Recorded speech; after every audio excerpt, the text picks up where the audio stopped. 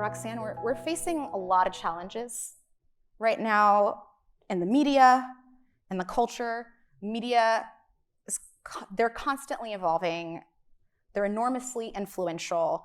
And what is your thinking about the concept and the implications of civil rights in this moment in relationship to reproductive justice, the fall of Roe v. Wade, marriage equality, trans equality, racial justice? How have things changed as we've been in evolution following these Supreme Court decisions and the landscape we're currently living in?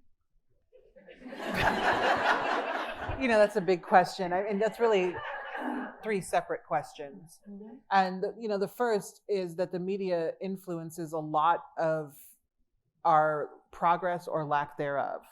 And we see that all the time. For example, over the past week, the media has been obsessively documenting the Queen's death, even though we know what happened. And I say that without disrespect, but Puerto Rico is without electricity or potable water. And you wouldn't know that if you're not well read. And it's disgraceful. And that's how we get to a place where we are currently having the kinds of conversations we are about trans equality, about women's bodies and people with uteruses and our right to be unlegislated.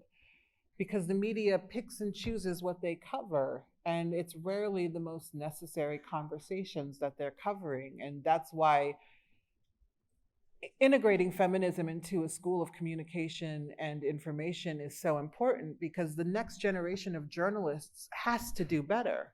The reality is that we can focus on multiple things at once. We can talk about the death of a monarch while also talking about colonialism.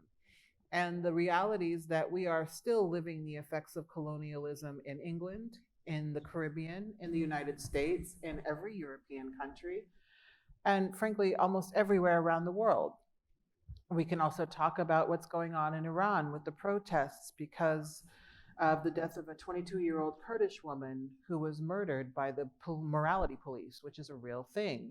We can talk about what's happening in Puerto Rico and the fact that Puerto Rico is part of the United States, but you would never know it. We could talk about what's going on in Haiti, where there hasn't been a president for almost 2 years, and there are ongoing protests because there's no food, there's no water, and there's no gas. So I hope that in some small way I can encourage the future journalists of this country to think about what it means to cover the news and what the implications are when it comes to covering the news.